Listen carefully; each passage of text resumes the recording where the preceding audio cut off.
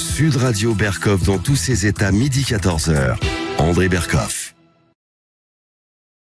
La guerre hybride, la guerre qui continue, toutes les différentes formes, si vous voulez, sont là aujourd'hui. On parle beaucoup de la crise, on va parler de cela. On va parler aussi de quelque chose de peut-être qui passe moins, mais qui est très important. C'est un syndicat, le syndicat Liberté Santé, qui porte plainte contre 9 bonimenteurs. Ils les appellent les bonimenteurs. Ce sont 9 médecins de plateau. Ils portent plainte à la justice contre ceux qui qui ont occupé les écrans de télévision et les ondes de radio depuis 2 ans et demi, 3 ans, depuis le début du Covid. On va en parler avec les porte-paroles, la secrétaire générale.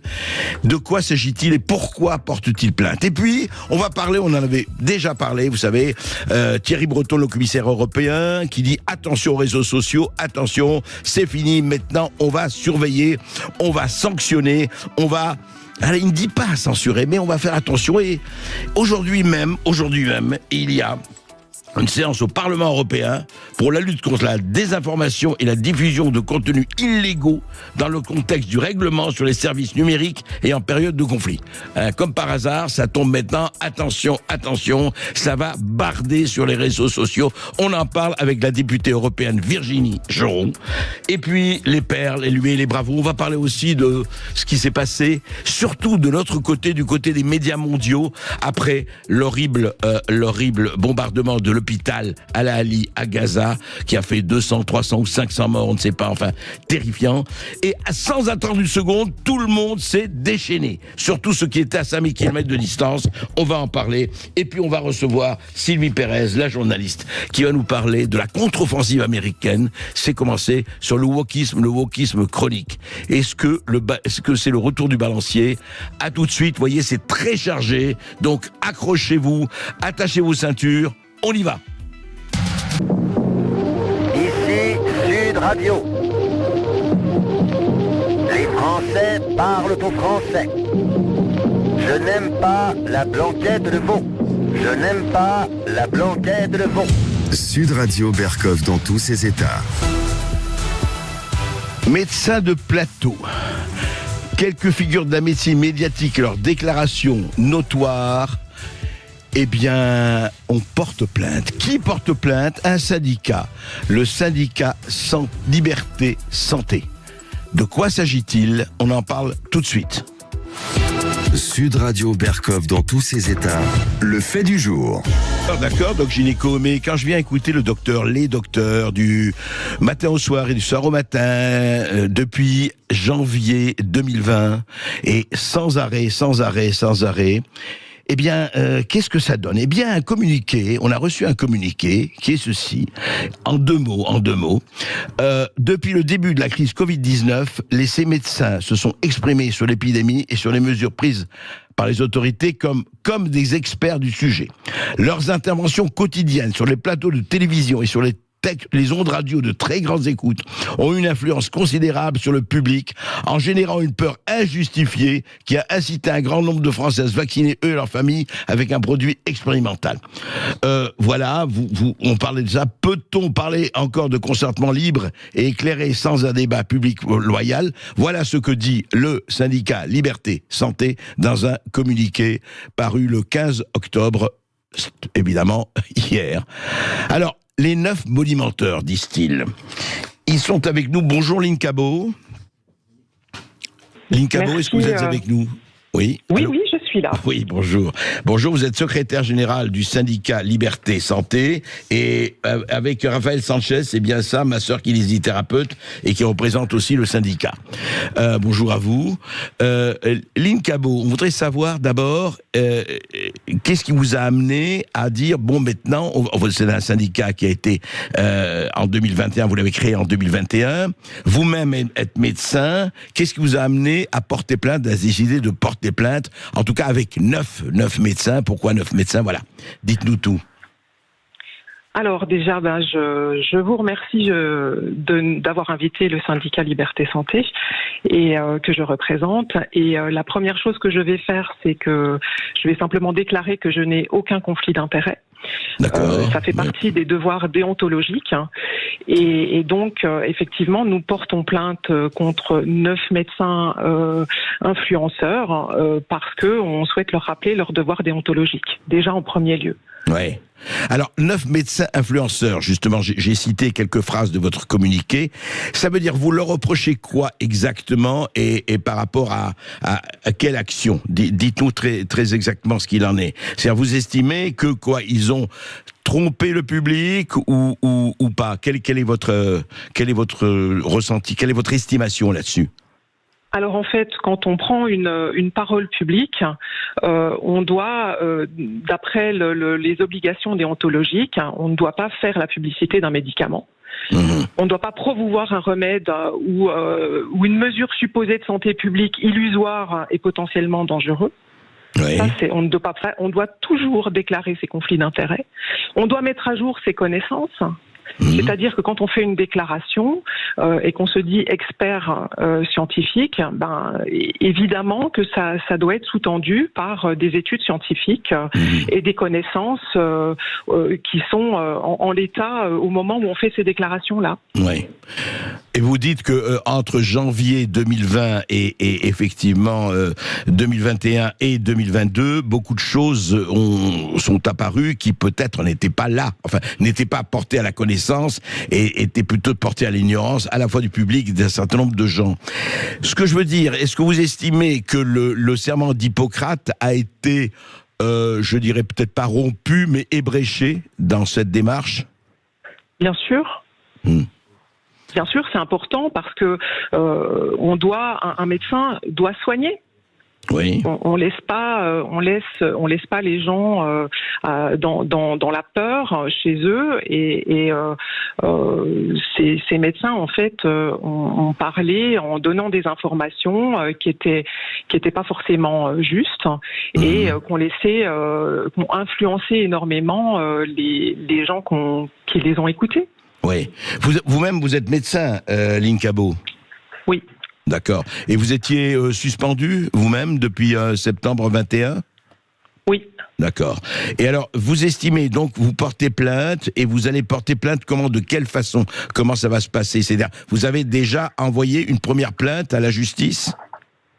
Alors, en fait, la plainte que l'on porte, donc déjà, je tiens à rappeler que le syndicat Liberté Santé est un syndicat qui, en fait, regroupe tous les professionnels du secteur sanitaire et assimilés, et que nous avons pour but, en fait, de défendre ces professionnels, de défendre, en fait, le système de soins, et en défendant le système de soins, bien sûr, on défend les patients. Oui. Vous êtes combien à l'heure où nous parlons, Lynn Cabot? On est en pleine campagne de réadhésion, donc, mais on est plusieurs milliers. À la base, on est plusieurs milliers. D'accord. Là, on est en pleine campagne de réadhésion, donc forcément, les chiffres seront tronqués. Voilà. Donc ça, c'est la première chose. Alors, je vais répondre à votre question. Oui. En fait, la plainte que l'on porte, donc un syndicat est apte à porter une plainte ordinale. Donc, en fait, on est en ordinal, c'est-à-dire qu'on porte plainte en chambre disciplinaire contre les médecins pour manquement au code de déontologie. En chambre disciplinaire médicale, enfin de la médecine, c'est ça? C'est-à-dire, vous n'êtes pas, pour expliquer aux éditeurs et même à moi-même, vous portez pas plainte devant un tribunal, si je comprends bien. Alors, on porte plainte devant l'instance qui régit les médecins, c'est-à-dire le Conseil de l'Ordre. C'est ça. Ah d'accord, voilà. Non, mais il faut être précis. Ce n'est pas une plainte en justice, c'est une plainte au Conseil de l'Ordre, devant le Conseil de l'Ordre. C'est ça? Oui, tout à fait. Et juste un mot, pourquoi n'allez-vous pas en justice si vous estimez, comme vous le dites dans votre communiqué, qu'il y a eu tromperie, qu'il y a eu, je ne dirais pas escroquerie, ça vous l'employez pas, mais vous dites ceci, vous dites les médecins de plateau ont donné leur avis sur tout, parfois sans compétence légitime, le plus souvent en omettant de respecter leurs devoirs déontologiques. Peut-on encore parler de consentement libre et éclairé sans un débat public loyal? Est-ce qu'il n'y a pas, je vous pose la question, est-ce qu'il n'y a pas entorse à la justice dans ce cas? Alors, écoutez, c'est pas au syndicat Liberté Santé d'en juger. Nous sommes un syndicat, nous ne sommes pas juges. L'important, c'est de rappeler les devoirs déontologiques à ces médecins. Et c'est le Conseil de l'ordre qui a à faire cela. D'accord, c'est ça. Et vous dites... Alors, vous là, pour le moment, pourquoi vous avez nommé... Enfin, vous comptez comment envoyer les plaintes? Est-ce que vous avez envoyé 9 plaintes en même temps, puisqu'il y a les 9 bonimenteurs, vous parlez bien des 9 bonimenteurs, hein, comme vous les appelez. Vous allez appeler une plainte collective sur les 9, ou vous allez procéder autrement? Alors, écoutez, nous allons bien sûr envoyer. Enfin, les plaintes concernent donc ces 9 médecins influenceurs. Oui. Et en fait, les plaintes sont bien sûr portées auprès des conseils régionaux de l'ordre des médecins dont dépendent ces médecins, chacun de ces médecins. D'accord. Donc, pour cette juridiction ordinale, en fait. C'est ça. Alors, dites-moi, qui sont ces médecins que vous avez vous portez plainte? On ne peut pas pour l'instant divulguer de nom, tout simplement dans un souci de confraternité. Parce que c'est important, et surtout aussi pour pas risquer de mettre en danger le cours de nos actions. Oui, mais en quoi, pardon, je vous demande en quoi vous les mettez en danger? Et la confraternité, très bien, mais quand vous portez plainte contre des gens, et ce sont des personnes, c'est que vous n'êtes pas d'accord du tout avec leur démarche, et vous n'avez pas été d'accord avec leur démarche. Sinon, pourquoi porter plainte? Et à ce moment-là, je ne vois pas en quoi vous parlez de confraternité dans ce cas-là. Vous les attaquez, puisque ce sont, à vos yeux, des gens qui ont failli. S'ils ont failli à leur devoir déontologique, à leur serment d'Hippocrate ou autre, je ne vois pas pourquoi vous ne donnez pas leur nom. Franchement, là, je parle en citoyen. Alors, ne vous inquiétez pas, on sera ravis de répondre à ça en temps et en heure, dans une prochaine invitation. Pour l'instant, on ne souhaite pas, comme je vous l'ai dit, par souci de confraternité, dévoiler les noms maintenant. Non mais je comprends pas, excusez-moi, je comprends pas confraternité dans cette histoire, vraiment. La confraternité, c'est un respect, si vous voulez. Nous sommes dans le respect. Donc on n'est pas dans une attaque, on est dans un respect. Et en fait, on tient simplement à rappeler non seulement à ces médecins, mais aussi au Conseil de l'ordre, le devoir de déontologie. Tout simplement. Oui. Écoutez, je suis un peu étonné parce que confraternité, déontologie, vous savez, je vous dis ça pour vous. Il faut être clair dans la vie. Vous n'êtes pas clair là, si je peux me permettre, Cherline Cabot. C'est très bien. Moi, j'ai reçu votre communiqué. Vous dites ça, et puis vous dites non, écoutez, en temps et en heure, on en parlera. Excusez-moi, ça ne veut rien dire ça. Ça veut dire que vous êtes capable de dire, je vous demande pas tous les noms, etc. Mais je veux dire, je comprends pas que vous disiez par respect et confraternité. Vous ne pouvez pas avoir du respect, pardon, je me mets à votre place, envers des gens dont vous dites vous-même qu'ils ont trahi leur déontologie. Je comprends pas, très sincèrement, mais après, vous faites ce que vous voulez. On n'utilise simplement pas les mêmes méthodes qu'eux. Voilà, c'est notre procédure, nos procédures de plainte sont ainsi, et on va communiquer au fur et à mesure, ne vous inquiétez pas. D'accord. Alors, dites-moi, ce que vous comptez, c'est quoi? C'est que l'ordre, quand même, des médecins, les sanctionne. Enfin, si vous portez plainte, vous attendez à des réactions ou à des sanctions, j'imagine. Alors, ce que l'on attend surtout, c'est qu'il y ait une impartialité et un honneur de la part de nos confrères qui sont élus au Conseil des ordres. D'accord. Et vous voulez dire qu'ils vous écoutent et qu'ils suivent la chose. Mais est-ce que vous attendez, pardon, là aussi c'est de la précision, est-ce que vous attendez que ces médecins soient d'une manière ou d'une autre condamnés ou sanctionnés ou en tout cas, vous attendez quand même une sanction, sinon pourquoi porter plainte? Alors, ce que l'on attend surtout, c'est qu'il n'y ait plus de médecins qui viennent sur les plateaux télé et qui parlent de cette manière-là. D'accord. Ah oui, ça c'est clair. Vraiment. Oui, non, mais ça, c'est bien. Ça, c'est clair. Si vous voulez, ce que vous voulez, c'est arrêter que quand on parle des médecins de plateau, on connaît, on va pas nous citer les noms puisque vous ne les citez pas, mais tout le monde connaît un certain nombre de gens qui se sont montrés de façon extrêmement fréquente, je ne dirais pas permanente, à la télévision et à la radio et partout depuis 2 ans et demi, voire 3. Bien. Je vous rappelle juste qu'un médecin doit donner une information claire, loyale et appropriée. Oui. C'est important de le rappeler. Tout à fait. Et vous dites que ces médecins, en tout cas ces 9 médecins, n'ont pas donné d'informations claires, loyales et appropriées. Ben, c'est ce qu'on verra, c'est ce que décidera en fait le Conseil de l'Ordre. D'accord. Et nous, on estime que non. Ouais, oui, c'est ça. Et si le Conseil, on va pas spéculer, si le Conseil de l'Ordre, on verra ce qu'il dira. Donc, en fait, vous envoyez ces plaintes. Alors, juste une chose technique, ces plaintes vont partir tout en même temps ou pas, ou comment vous procédez? Comment vous allez procéder? Écoutez, on va plutôt faire l'une après l'autre, parce que c'est quelque chose qui prend beaucoup de temps. Oui. Mais voilà, donc on vous tiendra au fur et à mesure au courant. D'accord. Voilà. Écoutez, c'est bien de mettre un pied devant l'autre. Oui, c'est bien de mettre un pied devant l'autre. Mais écoutez, quand on sait qu'il y a eu Euros for Dogs, quand on sait, et tout le monde a suivi ça, vous savez très très bien, dans les réseaux sociaux et ailleurs, il y a eu beaucoup de choses.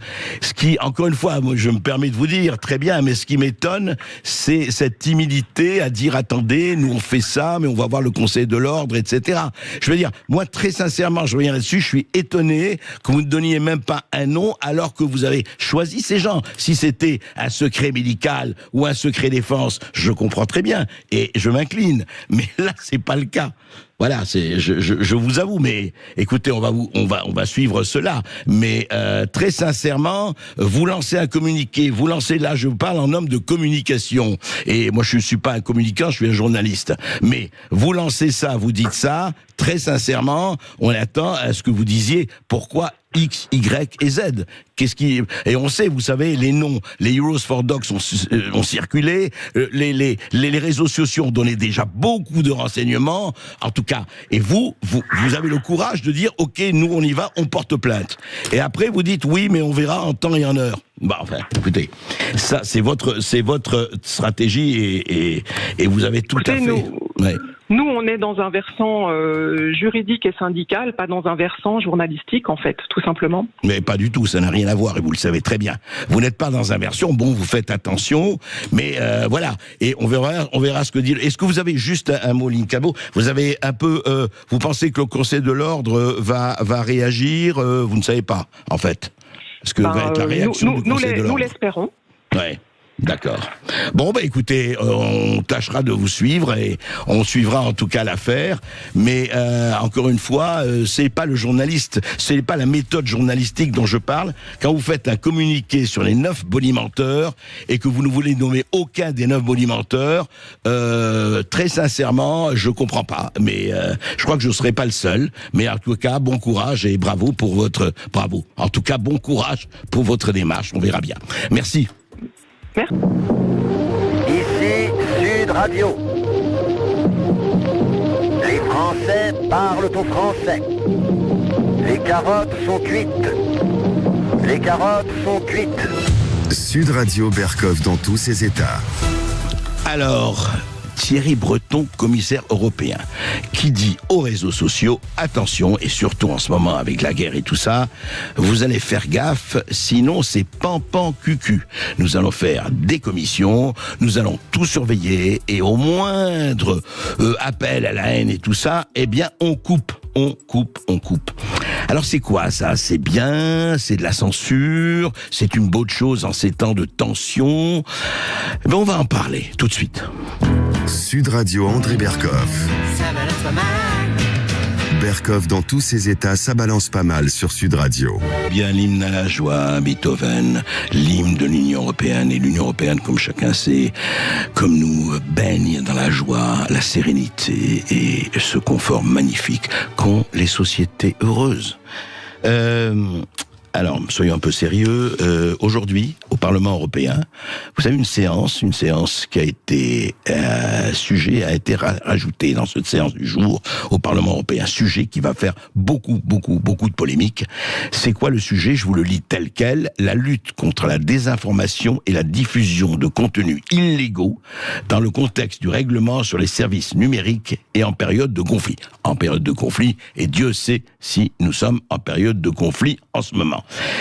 Et contenus illégaux. Alors, qu'est-ce que c'est qu'un contenu illégal? Intéressant, ça. Alors, on a demandé à... Bonjour Virginie Joron. Oui, bonjour. Alors, Virginie Joron, donc, on a vu depuis quelque temps, on suivait la passe d'armes entre Elon Musk et de X, le propriétaire, le patron de X Twitter, et Thierry Breton, commissaire européen, et chacun disait, voilà, vous savez très bien que chez X, vous donnez des appels, il y a des appels haineux, et puis en ce moment, c'est pas possible. Et Elon Musk, il leur dit, oui, mais attendez, nous, on fait pas les tractations en coulisses, donnez-nous des exemples. Apparemment, il n'y a pas eu d'exemple. Alors, de quoi s'agit-il? Quels sont les enjeux aujourd'hui, Virginie Joron?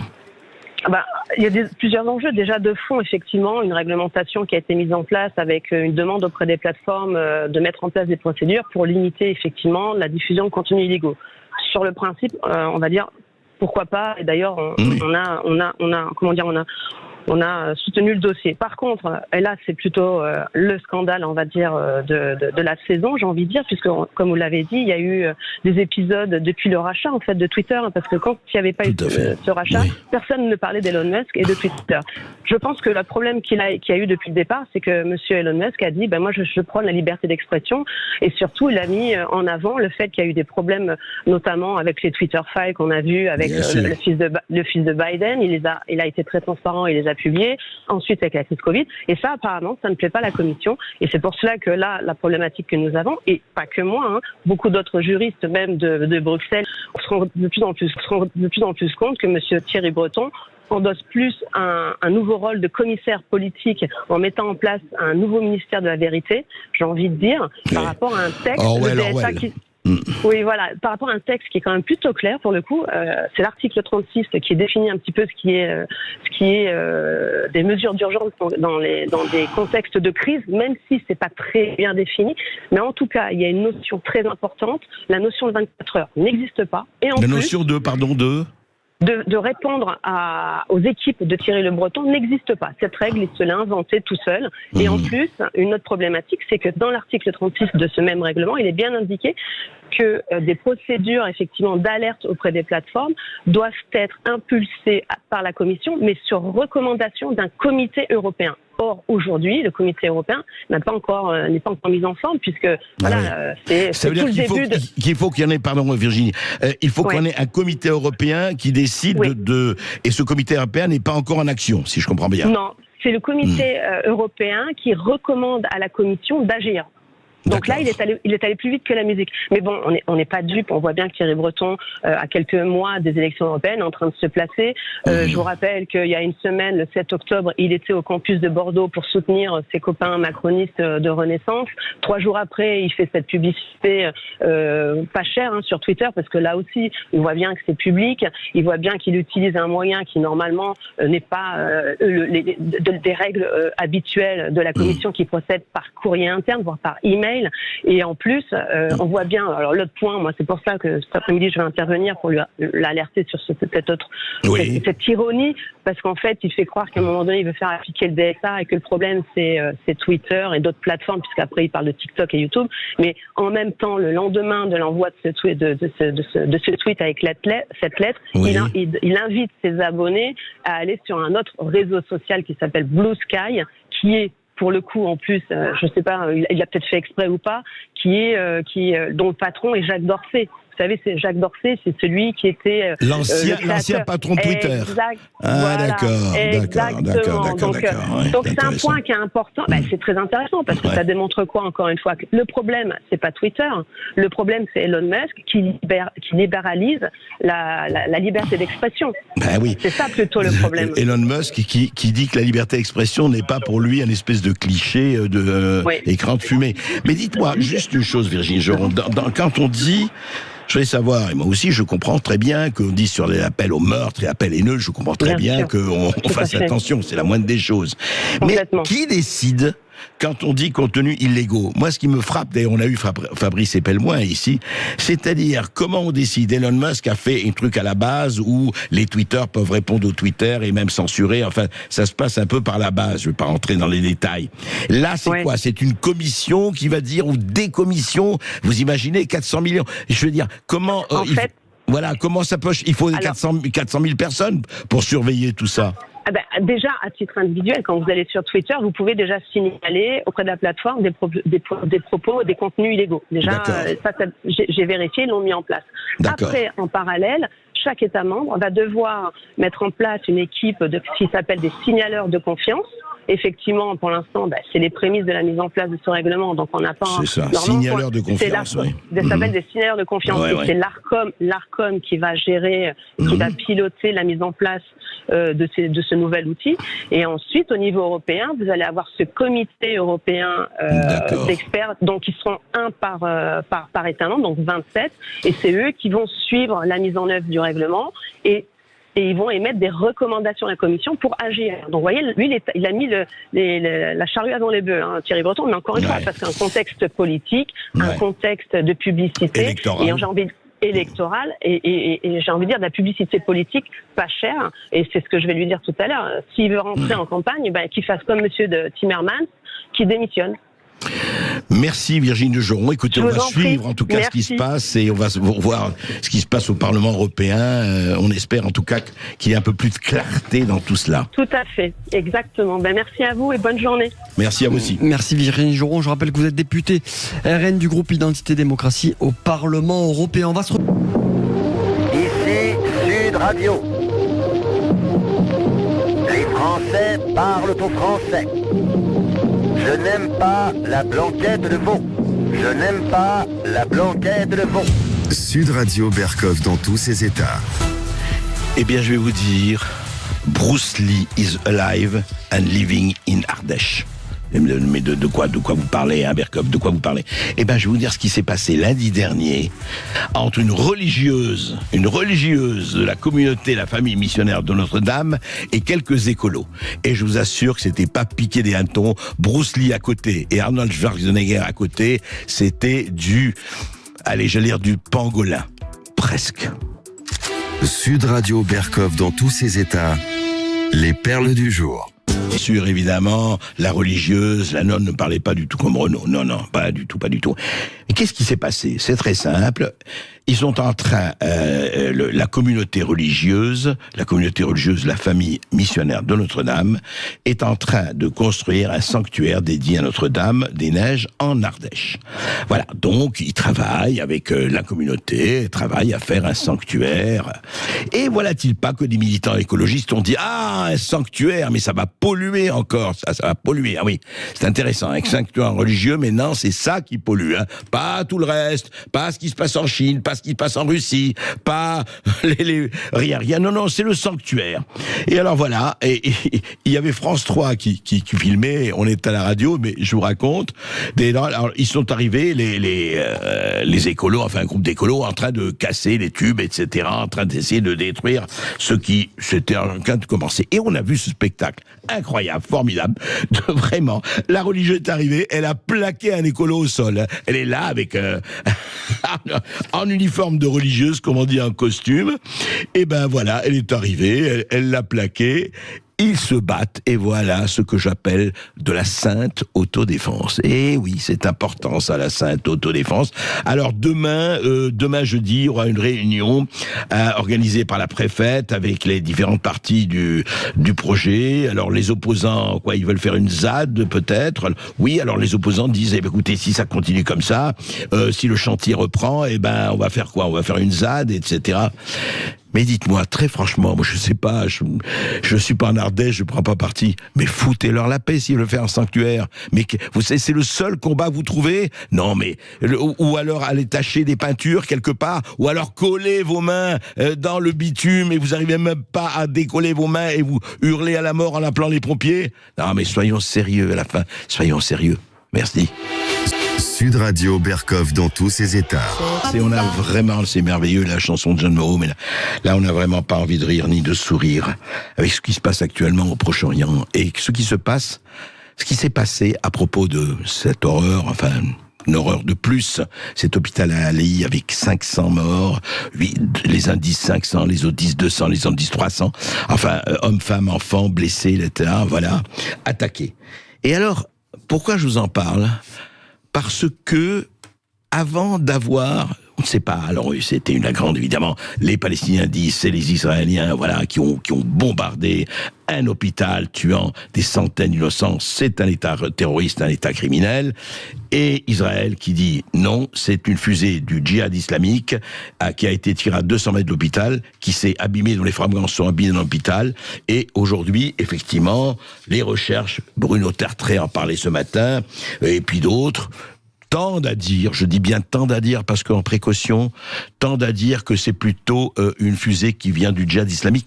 J'en sais rien. Et si c'est Israël qui l'a fait, nous serons absolument, évidemment, dans la condamnation la plus totale d'un acte qui, en tout cas, est un acte criminel, quelle que soit la chose. Mais moi, pourquoi je parle de ça ? Je parle de ça parce que avant de savoir quoi que ce soit, avant d'attendre les choses, avant d'avoir une enquête, eh ben voilà, les chaînes en continu, les radios en continu, on prend parti et on y va. Et on y va, et allez, on ne sait rien, on ne sait pas ce qui s'est passé. 2 secondes après que la nouvelle est connue, l'horrible nouvelle soit connue, eh bien on parle, allez, et chacun dans son idéologie, et chacun dans son camp.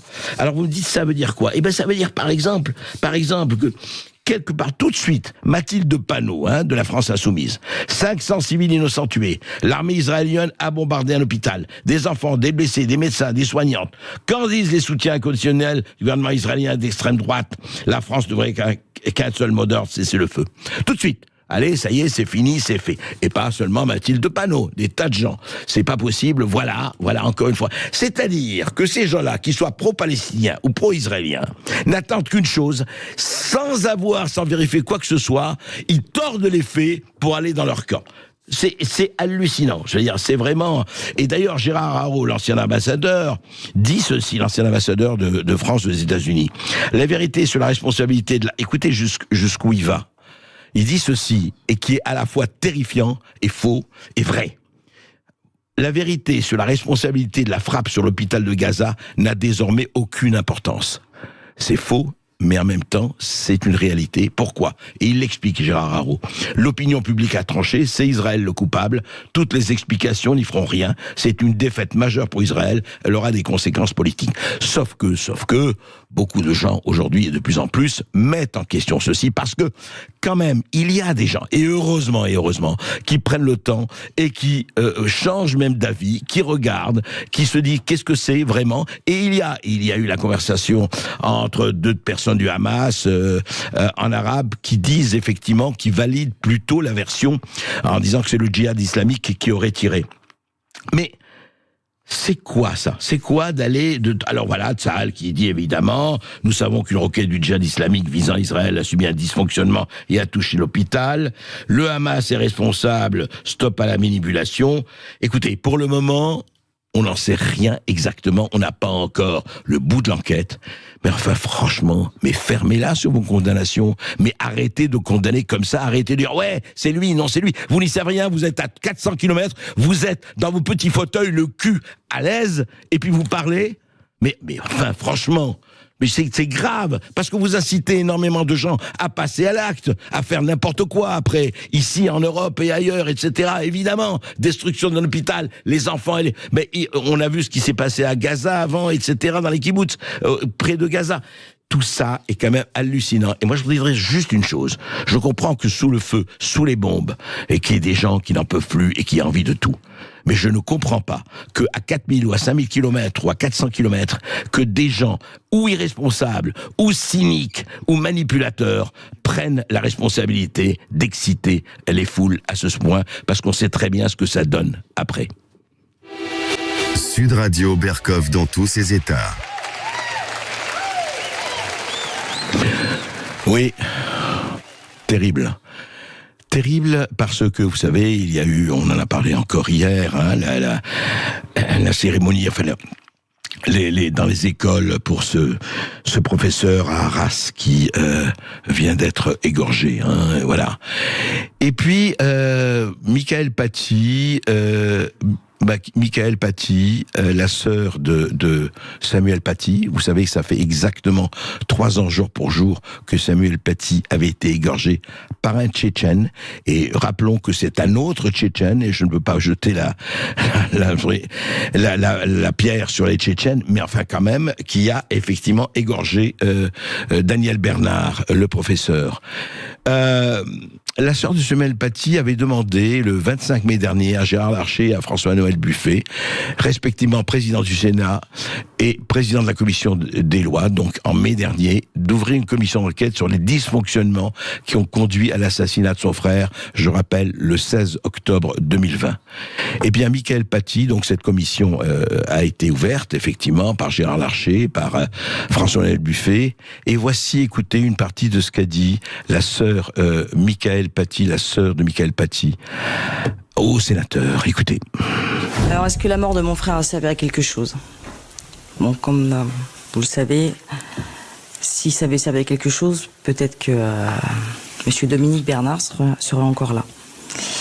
Donc je pense qu'effectivement, les mesures n'ont pas du tout été prises, puisque l'affaire de mon frère n'a absolument pas été analysée. Parce qu'il faut quand même comprendre que ce qui arrivait à mon frère, on peut effectivement pointer des responsabilités à droite à gauche, mais c'est surtout comprendre l'entrisme islamique qui est à l'actuel dans nos écoles et qui prend de plus en plus de place, et que si c'est pas entre guillemets une menace de décapitation, on va passer à la menace d'une bombe. La société est devenue un chaos en fait à l'heure actuelle.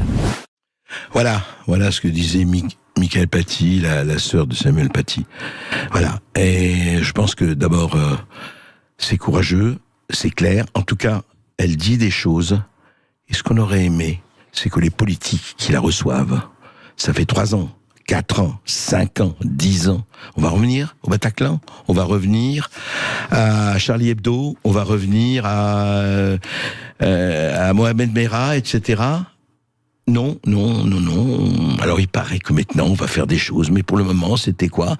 C'était la moquette sous, la poussière sous la moquette, la patate chaude, on se la refile. Mais vous savez, il y a les élections bientôt. Alors les élections, faut faire attention. Faut quand même, faut soigner notre clientèle. Il faut soigner notre fonds de commerce quand même. On va pas faire n'importe quoi. Vous êtes gentils, mais bon, ça c'est pour après. Et oui, quand et jusqu'à quand pour après?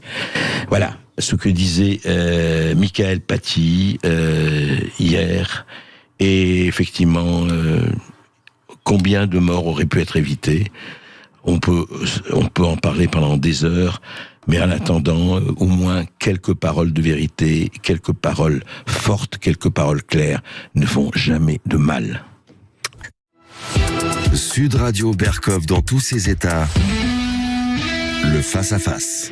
13h03 sur Sud Radio, il est l'heure pour nous d'accueillir Sylvie Pérez aujourd'hui, qui est notre invitée dans ce face-à-face, qui est journaliste, essayiste et auteur surtout de ce nouveau livre, En finir avec le wokisme, chronique de la contre-offensive anglo-saxonne. C'est aux éditions du Cerf.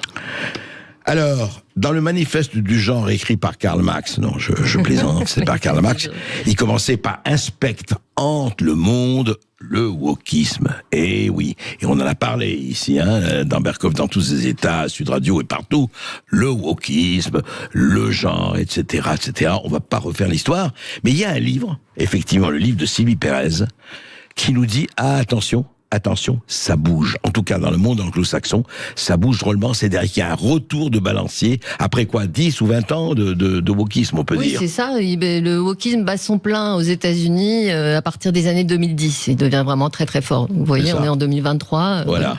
Donc, effectivement, on a vu dans les universités, dans les écoles, dans les comités, enfin, il y a eu tout ce qu'il y a eu. On pourrait passer 5 heures en parler. On en a déjà parlé. Mais Sylvie Pérez, vous avez donc étudié ce phénomène, et vous dites que quelque chose se passe depuis quelque temps aux États-Unis comme en Angleterre, et peut-être en France, on en parlera après. Mais qu'est-ce qui fait que vous avez vu, et ce qui vous a poussé à écrire ce livre, une contre-offensive anglo-saxonne?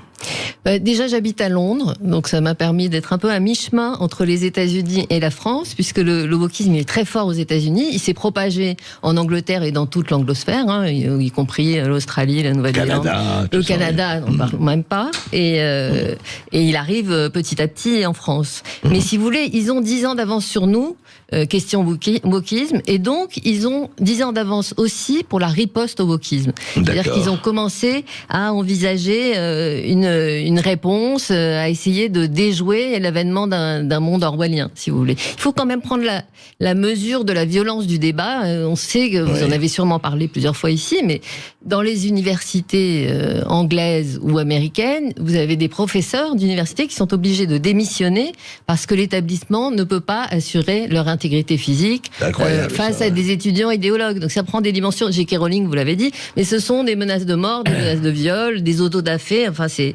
sérieux. Donc il est urgent d'en finir. Ça va vraiment jusqu'à des menaces physiques, des menaces de mort, etc. Ah oui. Ça allait, oui. Je ne sais pas si vous aviez évoqué le cas de Kathleen Stock, qui est une professeure de philosophie, féministe, lesbienne, en passant. Donc, a priori. Alors, en Angleterre, elle était professeure à l'université de Sussex. Et elle a dit cette chose, ce blasphème absolu, qui était de dire que le sexe est une notion biologique indépassable. Ce qui lui a valu... Elle a dit ça. A dit ça, rendez-vous compte. Ce qui lui a valu... Ah oui, parce que la biologie, ça n'existe plus, comme chacun sait. La sociologie a décidé que la biologie n'avait plus d'intérêt. Et alors, qu'est-ce qui s'est passé? Ça, je vous dis ça, c'est en 2018. Elle dit ça, et elle persiste et signe, ce qui n'est pas du tout du goût des woke. Donc, elle a des activistes transgenres qui la menacent, de viol, évidemment, de meurtre, elle finit par devoir se retrancher chez elle pour donner ses cours sur Zoom avec une protection policière. Et elle finit par démissionner après 18 ans de carrière. Il faut se rendre compte qu'il y a deux sortes de personnes qui ont des protections policières dans le monde, en tout cas en Angleterre, de ce que j'ai vu. C'est ceux qui sont menacés par les islamistes et ceux qui sont menacés par les transgenres. Tout ça pour dire que c'est une menace sérieuse. C'est une menace sérieuse. C'est pas seulement des injures et des... Exactement. Et on a la chance d'avoir un monde anglo-saxon qui est en avance sur nous sur la catastrophe, qui est donc en avance sur nous sur les... On avance sur nous pour les solutions. Donc moi j'ai voulu documenter les outils de la dissidence. Et vous avez fait un très très énorme, c'est un livre que je recommande, vraiment je le dis d'ailleurs, nous recevons ici en général des livres que nous aimons. Nous ne recevons pas des auteurs que nous avons envie de démolir parce qu'on n'a pas de temps à perdre. Vraiment. Là, alors justement, à quel signe, Sylvie Pérez, on peut dire qu'aujourd'hui il y a, disons en tout cas, une amorce de retour de balancier? Je veux dire d'abord que c'est une source d'optimisme quand même, parce qu'on dit toujours les woke, ils font beaucoup de bruit, les statues déboulonnées, la destruction, enfin c'est affreux. Et en face, il y a des gens qui sont beaucoup plus discrets, mais qui mènent une bataille dont l'enjeu est considérable puisqu'il s'agit de défendre la liberté d'expression et l'égalité devant la loi, qui sont quand même des fondements. C'est la base. Oui, des fondements de nos démocraties. Alors vous avez, je peux vous donner un exemple. Actuellement, il y a un des acteurs de la contre-offensive qui est un des plus importants, qui s'appelle Christopher Rufo. Je ne sais pas si vos auditeurs en ont entendu parler. C'est quelqu'un d'assez jeune, vous non plus, qui a 39 ans. Oui, il est anglais, américain. Il est américain. Il est américain. Christopher Rufo. Christopher Rufo. Absolument extraordinaire parce qu'il a développé une méthode, si vous voulez, face au wokisme. Une méthode en 3 temps. C'est un stratège, un tacticien, si vous voulez. Et il a développé une méthode en 3 temps. Le temps médiatique, le temps politique et le temps juridique. C'est-à-dire... Alors expliquez, oui. Alors je vous explique. Il a commencé c'était pendant le confinement, et comme il avait fait des documentaires sur les homeless, sur les sans-abri, à Seattle, il avait des contacts dans la municipalité. Et c'est ainsi qu'un lanceur d'alerte lui a signalé les stages auxquels les fonctionnaires étaient censés participer, qui sont des stages de racisme intériorisé pour les Blancs. Des stages de racisme intériorisé pour les Blancs. Alors, traduisez. Et qui plus est, le coaching était concocté par le Bureau des droits civiques. Intéressant. Ce qui a fait dire à Ruffo que c'était donc les gardiens des droits civiques étaient devenus les architectes du nouveau racisme. C'est-à-dire intérioriser, faire comprendre aux fonctionnaires blancs qu'ils étaient racistes et qu'ils devaient le savoir. Vous savez, c'est le nouvel antiraciste dit que être raciste, c'est refuser d'admettre qu'on l'est. Voilà, donc, bien sûr. Bien sûr. Donc, pour résumer, donc il a été assez brillant puisqu'il a été interviewé sur les plateaux télé. Il a fait savoir tout ça sur Twitter, à la télé. Voilà le temps médiatique. Et puis il en a fait un sujet politique. Et on a vu en Virginie, par exemple, un gouverneur contre toute attente, un gouverneur républicain être élu sur ces thèmes-là, sur le fait qu'on enseignait ce nouvel antiracisme à l'école, etc. Et il s'est entouré, en troisième temps, de juristes qui concoctent, si vous voulez, des outils pour le législateur. Donc, Christopher Ruffo, il a l'oreille des... déjà, il avait... Sa première interview, il avait dit, c'était en 2020, il faudrait que le président de la République s'inquiète parce que toutes les administrations fédérales sont contaminées par ce wokisme et ces coachings ont lieu dans toutes les administrations fédérales. Département de la défense, de la recherche spatiale, enfin... Partout. Le lendemain... Donald Trump lui a téléphoné, l'a convoqué à la Maison-Blanche, et c'est suivi un ordre exécutif qui a interdit, qui a supprimé tous ces coachings. Donc vous voyez, c'est très pragmatique, c'est ça que je veux dire. Et il avait fait... Oui, voilà. Donc il y a des signes aujourd'hui, parce que d'un autre côté, on a vu, vous parlez de la Maison-Blanche, on a vu je ne sais quel admiral, etc., qui est transgenre. Enfin, il y en a eu 3 ou 4 qui posaient, on les voyait transgenres. Secrétaire d'État de la Santé. L'administration Joe Biden est extrêmement transgenriste. Extrêmement transgenriste. Mais il y a quand même il y a des avancées, il y a des lois qui sont en train de passer dans plusieurs États américains pour interdire soit l'hormonothérapie sur les mineurs, soit la chirurgie, ou les deux. Enfin, ce sujet est en train d'être vraiment pris en main. Par exemple, par exemple, Ron DeSantis en Floride a pris des positions très fortes. Alors, Christopher Ruffo, il travaille, évidemment, il a attiré l'attention, il travaille avec Ron DeSantis, qui l'a nommé au conseil d'administration de l'Université d'État de Floride. Il a réussi à retourner tout le conseil d'administration, et ils ont réussi à supprimer le département d'études de genre si vous voulez, l'idée c'est de revenir à une éducation classique, les grands textes, les grands principes, et d'essayer d'éloigner le plus possible les départements qui flirtent avec l'idéologie en réalité. Oui, c'est ça. Et qui suppriment des pans entiers de l'histoire. Des pans entiers de savoir. De savoir. Exactement, voilà. Exactement. D'accord. Et donc ce mouvement, est-ce qu'il est organisé, ou en fait c'est comme Christopher Ruffo, comme Ron DeSantis, enfin quelques États, quelques pouvoirs, ce qui est déjà pas mal du tout. Il y a aussi des outils plus généraux, si vous voulez. Par exemple, les principes de Chicago. Ça, c'est une espèce de charte qui a été élaborée à l'université de Chicago en 2014 et qui est une charte pour soutenir la liberté académique. C'est important, hein, on le voit en ce moment. Les universités sont complètement noyautées par des idées d'extrême gauche, faut bien le dire. Et ces principes-là, aujourd'hui, plus de 100 universités y ont souscrit. Ce sont des principes où l'université s'engage à respecter la liberté d'expression et où si vous voulez, l'idée c'est que la mission de l'université n'est pas de colporter des idées reçues et que la bonne pensée n'a pas sa place à l'académie, que donc on va pas la transmission du savoir, disons-le. Et puis ne pas cesser de protéger les étudiants des idées fortes, vous voyez. Alors il y a deux stratégies. On va en parler, on va en parler, Sylvie Pérez. Non, mais il y a beaucoup de choses à dire. On aura le temps de les dire après cette petite pause. Oui, et puis avec vous au 0826 300 300 pour poser une question à Sylvie Pérez, ou bien sur la chaîne YouTube ou Facebook de Sud Radio. À tout de suite. En finir avec le wokisme. Eh ben non, Sylvie Pérez vous dit c'est pas un vœu pieux. Hein. Non. Il se passe quelque chose dans les pays anglo-saxons, même en France aussi. On en reparlera. Mais chronique de la contre-offensive anglo-saxonne, un livre passionnant au CERF, paru aux éditions du CERF. Alors justement, on en parlait hors antenne, Sylvie Pérez. Effectivement, on est beaucoup plus au courant de ce qui se passe aux États-Unis avec les universités, avec Evergreen et compagnie, enfin bon, on va pas revenir là-dessus, qu'en Angleterre, et vous dites qu'il y a eu quand même en Angleterre, vous avez parlé de cette professeure qui a été obligée de s'enfermer suite à des menaces de mort, parce qu'elle avait dit que le sexe est biologique. C'est vrai, c'est hallucinant, quoi. Il n'y a pas de biologie, voyez, on sait. Ça n'existe pas. Il n'y a pas d'homme, il n'y a pas de femme, il y a rien.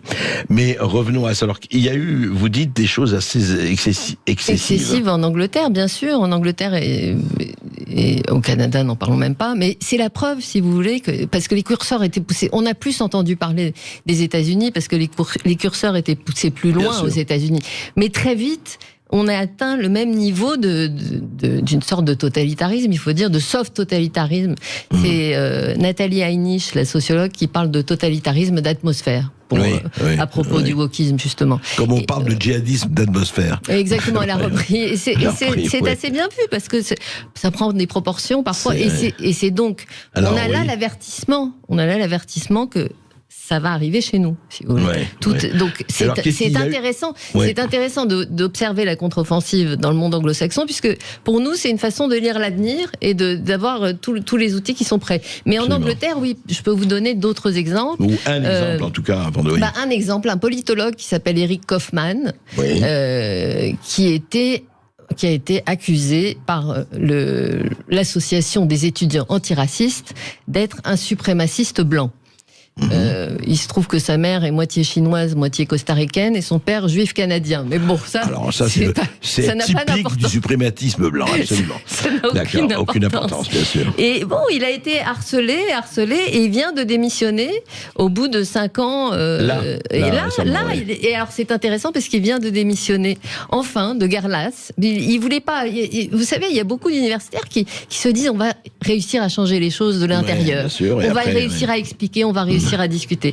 Là, il se trouve qu'il a démissionné et qu'il crée, dans une autre université qui est plus dédiée à la liberté académique, il crée un master sur le wokisme. Alors c'est intéressant parce que c'est bien la preuve, parce qu'on nous dit le wokisme ça n'existe pas, allons, circuler, il n'y a rien à voir. Oui, bien sûr. Et en fait, il crée ce master qui va être intéressant, et ça prouve que le sujet est pris au sérieux et qui va être domestiqué, si vous voulez, en quelque sorte. En tout cas, c'est un vaste programme. Mais justement, alors, parlons un peu des pistes, des outils de la contre-offensive. Vous nous avez parlé de Christopher Rufo.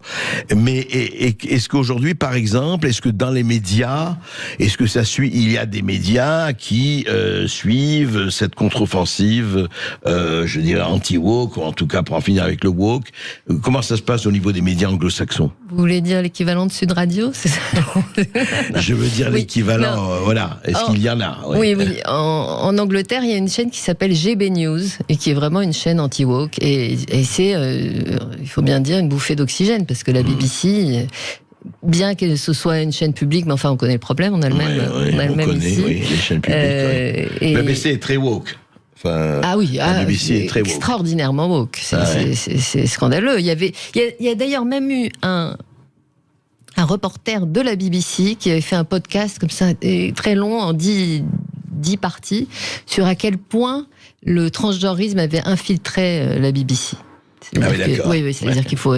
Mais on peut parler aussi des pionniers, parce que je vous disais, ça a commencé dans les années 2010 aux États-Unis.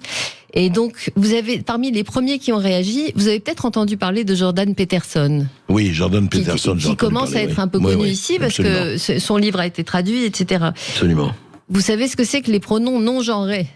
Non, dites. Vous savez pas. Les pronoms. Si je parle de vous, je dis lui, et si on parle de moi, je dis. Il faut dire Yel. Ah voilà, vous êtes très. Ah oui, quand même. J'ai un peu suivi.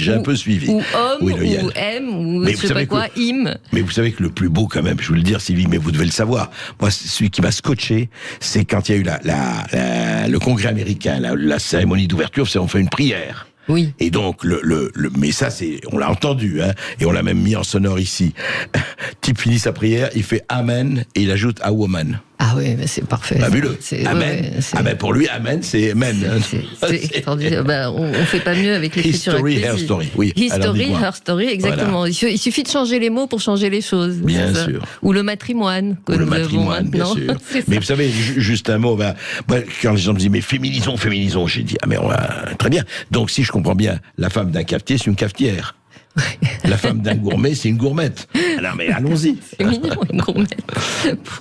Enfin, donc, Jordan Peterson, j'en parlais parce que c'est un peu l'éclaireur, c'est le déclencheur. Et on a eu besoin de gens qui sortent du bois et qu'à l'époque, ça demandait pas mal de courage. Et ça lui a valu pas mal de problèmes, mais aussi un succès immense.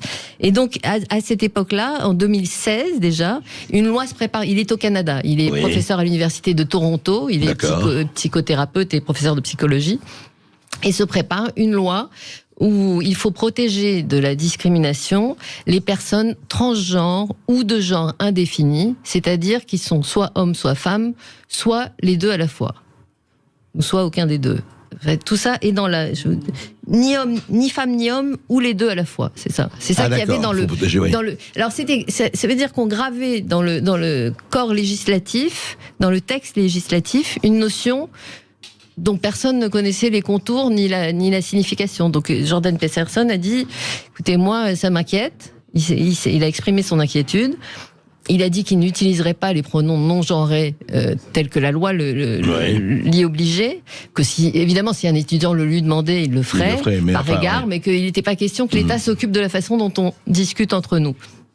Tollé absolu, il a fallu qu'il se justifie sur les plateaux de télévision. Il y a eu un nombre d'articles, des affichettes qui disaient qu'il était islamophobe, transphobe, misogyne, nazi, enfin la complète. La cagophobe. Oui, la cagophobe, exactement. Et puis il s'est mis à parcourir le pays pour défendre la liberté d'expression. Il a eu un succès fou. Vous savez que les anglo-saxons, ils savent commercialiser ce qu'ils font aussi. Donc c'est devenu une entreprise extraordinaire. Il a écrit un livre qui s'est vendu à des millions d'exemplaires. Voilà, donc ça se finit. Donc il y a des gens qui ont pu résister, qui résistent victorieusement à cette offensive. Exactement. Dave Rubin est un autre exemple. Lui, il avait fait une petite vidéo où il disait pourquoi j'ai quitté la gauche, et où en gros c'était une description par le menu de la dérive wokiste, et c'est un homme qui est juif homosexuel de gauche, et il travaillait à l'époque sur une chaîne très à gauche qui s'appelait The Young Turks, et cette petite pastille de 5 minutes a été vue 15 millions de fois. Et si vous voulez, sont des gens qui ouvrent des voies, qui donnent des arguments et qui donnent du courage à un peu vous et moi. On se demande si on est fou, on se dit mais qu'est-ce qui est en train de se passer, et donc à mon avis c'est plus facile de faire son coming out anti-woke aujourd'hui que ça ne l'était en 2015. Oui, c'est ça. C'est-à-dire aujourd'hui, on peut le faire sans risquer, effectivement, de... On risque toujours un petit peu d'être ostracisé, la punition sociale, etc. Mais en tout cas, ça avance et les gens n'ont pas peur de prendre... Effectivement. Alors, Marc, on va continuer d'en parler, évidemment, avec Sylvie Pérez et puis nos auditeurs. Oui, au 0826 300 300, on prend tous vos appels, vos remarques et vos interrogations pour Sylvie Pérez. À tout de suite sur Sud Radio. 13h29 sur Sud Radio, vous êtes bien dans le face-à-face jusqu'à 14h avec André Berkoff qui reçoit aujourd'hui Sylvie Pérez pour son livre En finir avec le wokisme, chronique de la contre-offensive anglo-saxonne. C'est aux éditions du CERF. Alors on en a parlé de cette contre-offensive anglo-saxonne depuis 13h effectivement avec Sylvie Pérez, et on se dit alors Sylvie Pérez au fond, quelle est la connotation politique ici? C'est-à-dire, est-ce que les wokistes sont dans une mouvance politique précise et les anti-wokistes dans une autre mouvance politique précise, où il y a une espèce de mélange de ce point de vue-là? Je dirais que le wokisme, c'est une idée de gauche au départ.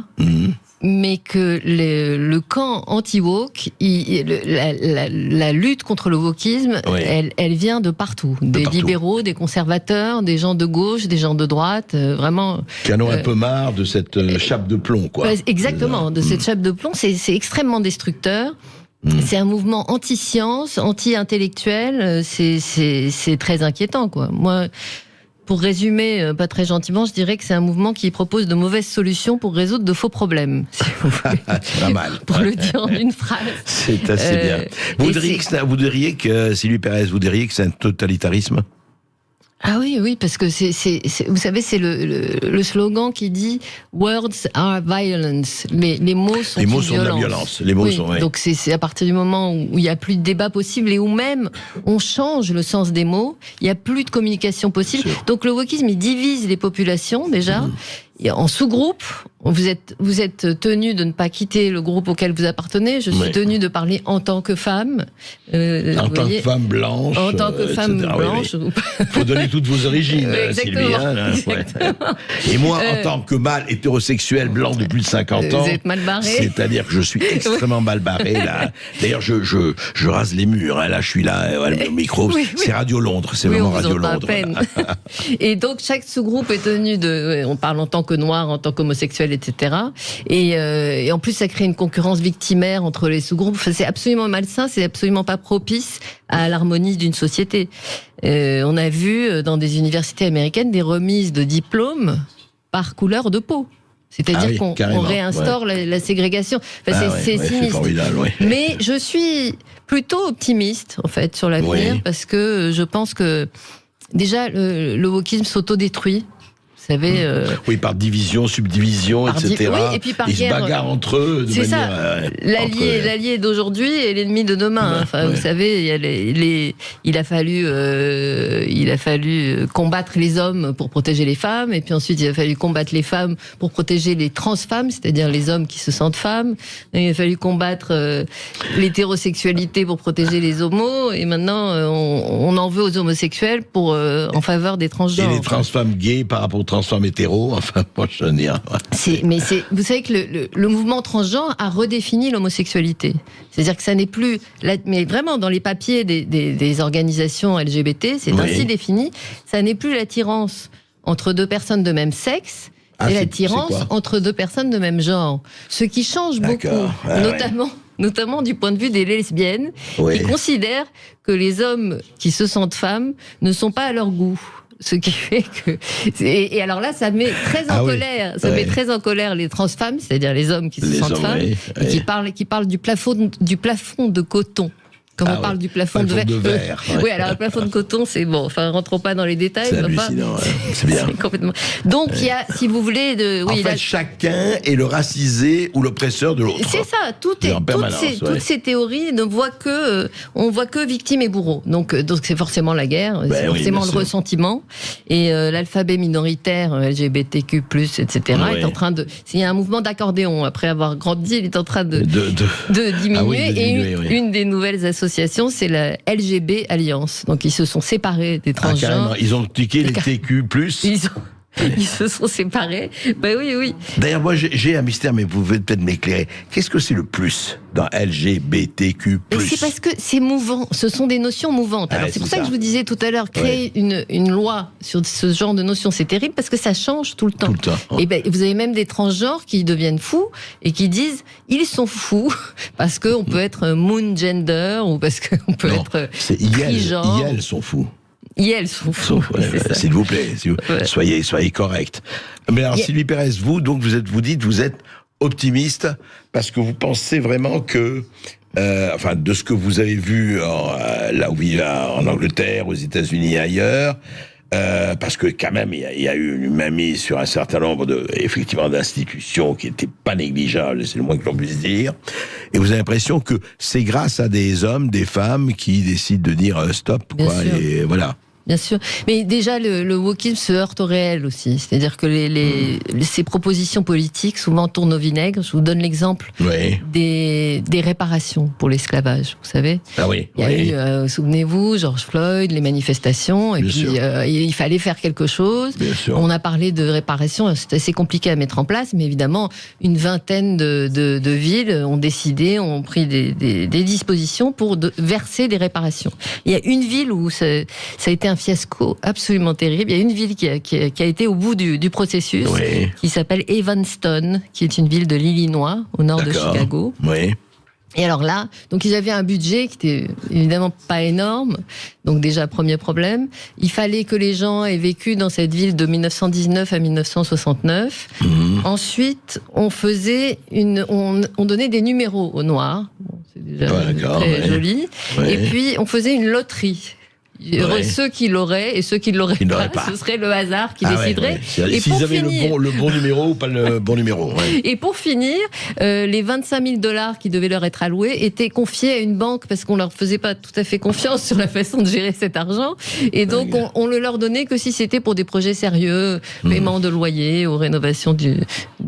Donc, il y a plein de villes qui sont en train de revoir à la baisse leurs projets.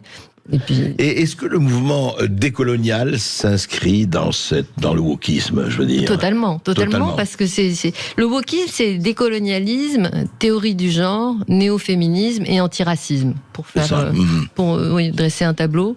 Et le décolonialisme, c'est une façon de voir, d'envisager les rapports humains comme des rapports de force entre dominants et dominés.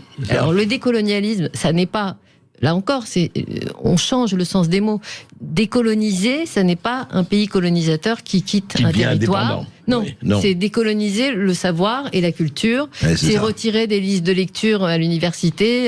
Il y a les sciences blanches, les mathématiques blanches, exactement, donc supprimer Shakespeare, Machiavel, Newton. C'est ça, bien décoloniser. Sûr. Ces blancs oppresseurs, d'ailleurs... patriarcaux et compagnie, quoi. Oui, c'est vraiment intéressant. Il y a si j'ai le temps... allez-y. Il y a une initiative qui était intéressante, justement, par rapport au langage. C'est un Américain, un mathématicien, qui a fait une encyclopédie woke. Encyclopédie du langage woke. Donc il prenait les termes du wokisme, comme par exemple décoloniser. Donc il donnait les sources des départements de sciences sociales qui avaient inventé tous ces concepts. Oui, parce que tout ça était à l'université. Tout ça était à l'université. Le racisme invisible, la culpabilité blanche, tout ça sont des notions qui ont été concoctées dans des départements universitaires. Et donc il donnait les sources et puis il expliquait en vrai langage ce que ça voulait dire. Par exemple, les ethnomathématiques, qui supposent que... Les ethnomathématiques, c'est intéressant. Très important. Les ethnomathématiques, ça veut dire... Les ethnomathématiques prétendent qu'il est important qu'il y ait plus d'une réponse à la question 2 + 2 = On est dans Orwell, mais c'est bien ça. Oui, 2 + 2 = 4. Attendez, oui, mais c'est possible que ce soit autre chose. Mais oui, c'est méprisant et c'est supérieur. C'est la suprématie blanche de dire 2 + 2 = 4. Exactement. Je ne sais pas si vous connaissez le vagin universel, mais... C'est aussi une... attendez, attendez, c'est vraiment l'émission la plus instructive qu'on a fait depuis longtemps. Qu'est-ce que c'est que le vagin universel? Le vagin universel, c'est l'anus. C'est-à-dire que l'important... C'est l'orifice, ça n'est plus le sexe. Ça, c'est le transgenrisme deuxième vague. Mais je vous dis ça, c'est une auteure absolument respectée. Oui, parce que l'anus, il est aussi bien homme que femme. Voilà. Donc c'est le vagin universel. C'est magnifique. Donc c'est le vagin. C'est une invention, c'est bien. C'est une femme née homme qui s'appelle Andrea Longshu, mais qui a porte ouverte au New York Times, qui fait des éditoriaux dans la presse, qui est primée, ses livres sont primés. Je vous parle pas de. C'est pour ça, il faut comprendre que le wokisme, c'est pas juste une chose un peu hirsute comme ça. C'est pas une fadette, c'est pas comment on dit, une espèce de caprice. C'est pas juste une outrance de jeunes aux cheveux bleus. Mais quand elle dit par exemple, oui, c'est l'anus, tout ça, ils y croient. Enfin, elle y croit. Il y a des gens qu'elle convainc. En tout cas, et puis c'est repris dans des disciplines universitaires, si vous voulez, et dans des revues savantes de sciences humaines. Très intéressant. Ben voilà, auditeur résident Sud Radio, vous avez appris le vagin universel, c'est quand même un grand moment de l'histoire scientifique, et que 2 + 2, on vous le dit, 2 + 2 n'égale pas forcément 4. Attention, en wokisme, c'est pas ça du tout. Est-ce qu'on a des auditeurs? Oui, nous avons Claude qui nous appelle de Perpignan. Bonjour Claude. Bonjour Claude. Oui, bonjour. Bonjour André Berkoff et bonjour Sylvie Pérez. Alors bonjour. Moi, d'abord, je suis à fond dans ce sujet et donc je suis tout à fait passionné par ce que Sylvie Pérez a expliqué et j'incite d'ailleurs tous les auditeurs de Sud Radio à lire son livre parce qu'ils vont sûrement découvrir des choses. Moi, il y a une semaine, il y a eu une conférence sur le wokisme à Perpignan. Et au cours de cette conférence où il y avait une 60aine de personnes, moi j'ai vu autour de moi beaucoup de gens qui découvraient. C'est-à-dire que Sylvie Pérez est optimiste, mais à 10 ans, je dirais, ça c'est clair. Dans 10 ans, elle aura raison, mais pour l'instant, il faut se battre très fort pour arriver à ce qu'elle ait raison dans 10 ans. parce que Qu'est-ce que vous avez entendu? Non, juste un mot. Qu'est-ce que vous avez entendu? Vous dites que j'ai entendu des choses à cette conférence. Ah non, mais moi j'ai entendu des gens qui posaient des questions qui montraient manifestement qu'ils découvraient le sujet. C'est-à-dire qu'ils n'avaient pas... Bon, parce que chez nous... Alors, en revanche, là, au cours de cette conférence, on a beaucoup insisté sur l'entrisme, notamment de la théorie du genre, qui est un des piliers, dans l'école. Ouais. Il a été cité un bouquin édité par Nathan pour la classe de 5e dans la formation SVT, dans lequel finalement tout le schéma du corps humain est traité à la mode wokiste et théorie du genre. Et donc, moi je voudrais simplement dire que il y a aujourd'hui un pays qui est la Norvège qui a édité une vidéo remarquable. C'est une étude qui a été faite avec des interviews de sociologues wokistes et de sociologues scientifiques. Et qui existe toujours sur YouTube, et ça s'appelle « Pourquoi la Norvège a abandonné la théorie du genre ». Il faut que les gens voient ça, parce que ça complète tout à fait ce qu'a dit Sylvie Pérez. Je voudrais dire aussi que il y a une chose qui est du pain béni pour tous ces gens woke, c'est que il y a un syllogisme, à mon avis, qui consiste à dire « Si je ne peux pas démontrer une chose, je peux prétendre que son contraire est possible. » Et c'est la base du principe de précaution qu'on utilise vis-à-vis des produits chimiques ou des médicaments. Si on ne peut pas prouver qu'une molécule n'est pas toxique, puisqu'on ne peut pas le prouver dans l'absolu, eh ben on a le droit de dire qu'elle est potentiellement cancérigène. Et ça, ça infiltre partout, parce que alors l'étude norvégienne est intéressante, parce qu'ils montrent que tous ceux qui sont wokistes s'appuient sur des postulats idéologiques mais ne démontrent rien, alors que tous ceux qui se battent contre le wokisme, comme Sylvie Pérez et les autres qu'elle a cités, s'appuient sur des expériences faites à partir de bébés de 3 mois, c'est-à-dire qui n'ont pas encore été marqués. On va pas développer. Non, simplement juste André Berkoff pour dire se battent avec Sylvie Pérez en ce moment, le syndicat de la famille, les parents vigilants de Zemmour, SOS Éducation, qui essaie de réécrire des bouquins normaux pour les écoliers, et il faut vraiment soutenir tous ces mouvements pour ne pas attendre 10 ans avant de régler le problème. Très bien, merci. Merci, vous avez effectivement, vous avez très bien fait de citer effectivement tous ces groupes qui se battent. On peut citer aussi l'Observatoire de la Petite Sirène, c'est un collectif de professionnels de l'enfance, et qui ont une approche de la question transgenre pour les mineurs qui consiste à dire avant tout ne pas nuire. C'est-à-dire qu'on avait reçu d'ailleurs sur Sud Radio, André, sur le manuel en Belgique. Oui, absolument. Mais vous avez bien fait. Absolument. Et ne pas nuire, c'est quand même c'est le serment d'Hippocrate. Primo non nocere. Primo non nocere. Oui, c'est ça exactement. Oui, non, il y a des initiatives, mais quand il parle de transgenrisme à l'école, quand même, on a eu la circulaire Blanquer en septembre 2021 pour la prise en compte de l'identité de genre en milieu scolaire, alors que Monsieur Blanquer était plutôt anti-woke, il a créé un laboratoire anti-woke, mais en même temps, il a fait quand même cette circulaire. Cette circulaire qui change tout. Qui est appliquée Bah alors, je sais pas, j'ai plus d'enfants à l'école. Rappelez la circulaire, Alors, c'est la circulaire du 29 septembre 2021 pour la prise en compte de l'identité de genre en milieu scolaire, dans laquelle il préconisait que l'on favorise la transition sociale des élèves, c'est-à-dire que si vous avez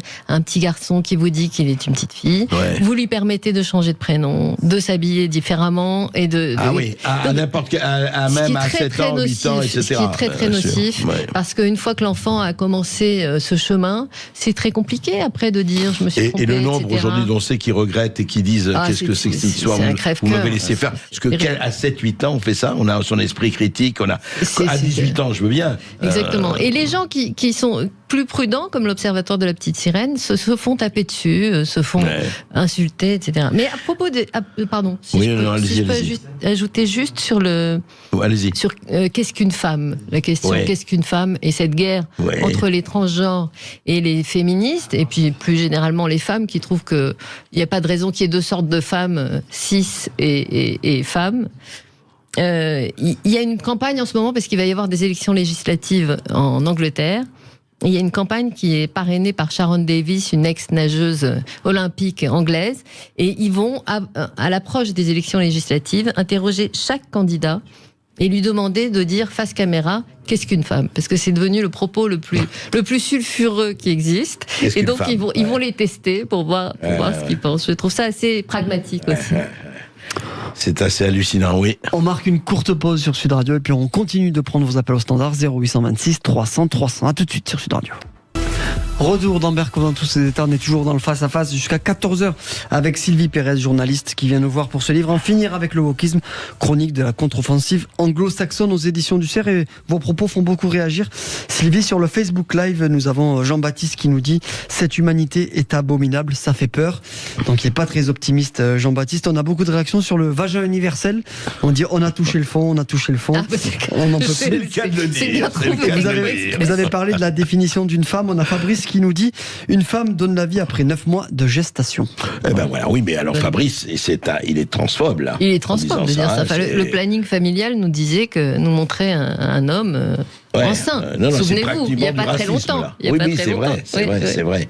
Mais en fait, c'est intéressant parce que Sylvie, vous êtes quand même plutôt optimiste, at the end of the day, comme disent les Américains, à la fin de la journée. Déjà, c'est une idéologie tellement brouillonne qu'il n'y a pas tellement de raison qu'elle résiste à une opposition construite. Or, l'opposition est construite. Et puis, elle tombe un peu d'elle-même. Toutes les politiques, par exemple, defund the police, définancer la police. Souvenez-vous, désarmer la police. Désarmer et définancer apathie aux communautés noires les plus défavorisées. Évidemment, il y a une multiplication des homicides. Enfin, c'est une catastrophe. Oui, parce que qui souffre dans ces cas-là ? C'est les populations les plus défavorisées. Mais comme on peut pas l'attribuer au racisme, ces noirs-là qui meurent, c'est pas. Oui, c'est pas. On ne compte pas. Les bons bobos, oui, ça existe pas. C'est une vision monocritère, quoi, le wokisme. BLM, c'est le naufrage. Black Lives Matter, oui. C'est le naufrage en ce moment. C'est le naufrage. Il y a plusieurs États qui leur ont interdit le statut d'œuvre de charité. Et beaucoup de Noirs se sont érigés contre Black Lives Matter. Y compris des familles de victimes qui ont dit, mais parce qu'ils ont touché quand même 80 millions de dollars dans l'année qui a suivi la mort de George Floyd, les gens étaient émus, et vous avez des familles de victimes qui ont dit, mais attendez, nous, on nous a pas aidés ni pour les funérailles ni pour ouvrir l'enquête, des familles de victimes d'enfants tués par la police. C'était quand même le sujet. Autre nouvelle très récente qui n'est pas dans mon livre, Ibram X. Kendi, qui avait écrit Comment être antiraciste, qui est un best-seller absolu. C'était vraiment un parangon de vertu, Ibram X. Kendi. Il a décliné d'ailleurs son livre pour élever un bébé antiraciste, un jeune antiraciste. Enfin, il y en avait pour tout le monde. Ah oui, comment être antiraciste, et alors on lui a confié l'ouverture d'un centre de recherche antiraciste à l'université de Boston, c'est pas rien, doté de 43 millions de dollars. Et alors là, 3 ans plus tard, on apprend que le centre est en faillite, que les travaux de recherche, il y en a pas eu d'intéressant, et qui vient de licencier 30 personnes, que les employés se plaignent de la façon dont ils ont été traités. Vous voyez, des nouvelles comme ça qui vous feraient dire que ça risque des espèces de naufrages. Ça risque de ne pas durer. Et si j'ai le temps de citer encore la réponse juridique qui est très importante, l'arrêt de la Cour suprême des États-Unis. Le 29 juin dernier, vous savez que la Cour suprême a pris un arrêt qui interdit dorénavant les quotas positifs, les quotas ratios dans les ça c'est bien. Pour les candidatures à l'université. C'est un coup d'arrêt à la discrimination positive, quoi. Et vous n'avez pas idée à quel point. C'est exactement ça. C'est un peu la fin de l'impératif diversitaire. Parce que l'avocat qui mène cette bataille depuis 2014, donc ça fait 10 ans. 10 ans, il s'appelle Edward Bloom. Et il n'a pas l'intention de s'arrêter en si bon chemin, je peux vous dire, parce que ça fait 10 ans que ça dure. Et donc, on va pouvoir détricoter aussi tous les départements diversitaires. Vous savez que les entreprises étaient obligées de mettre en place, les ressources humaines étaient obligées de diversité, égalité, inclusion. Donc ça va vraiment avoir un impact très important. Et puis, il y a les procès des transitionneurs. Ça, c'est évidemment très triste. Ce sont des jeunes adultes qui regrettent c'est terrible à voir. C'est un drame parce que c'est irréversible. Enfin, il y a des dommages irréversibles, il faut le dire. Il y a des dommages irréversibles. Au corps, au mental, à tout. Ces traitements fertilisent ces jeunes. Donc les hormones. La plupart, très probablement, pourront pas avoir d'enfants. Ils n'ont pas d'orgasme. Et puis physiquement, c'est très dur. Donc Et on se dit, mais c'est les fièvres qui prennent à un moment donné et puis les populations et cette maladie totale, et les gens suivent comme des moutons. Et les témoignages de ces enfants. Et alors là, c'est curieusement le premier grand procès qu'il y a eu, c'était en 2020 en Angleterre. C'était une jeune fille qui s'appelle Keira Bell, et qui s'est tournée vers la haute cour d'Angleterre. Et qui a eu gain de cause. Ah oui, et puis ça éclairait le sujet. On a quelqu'un. On n'a plus le temps de prendre quelqu'un. Oui, ça c'est vrai qu'on n'a plus le temps de prendre quelqu'un. Non, mais pas du tout, Sylvie. Non, ce qui est absolument, encore une fois, votre livre raconte très très très bien cela. Mais au fond, ce que dit votre livre en ligne rouge, je dirais en sous-texte, mais il est là, c'est qu'au fond, après le nazisme, après le bolchevisme, après le maoïsme, après le fascisme, le pol-potisme et les Khmers rouges, on peut y aller. Ça l'a heureusement pas fait autant de victimes, mais quand même, ce wokisme, c'est un totalitarisme, c'est quelque chose de diviseur, c'est quelque chose de, c'est un cancer. Le plus inquiétant, c'est probablement le transgenrisme et l'antiracisme qui vraiment divise les gens. Oui, le faux antiracisme, il faut le dire. Le racialisme, on pourrait dire. C'est vrai.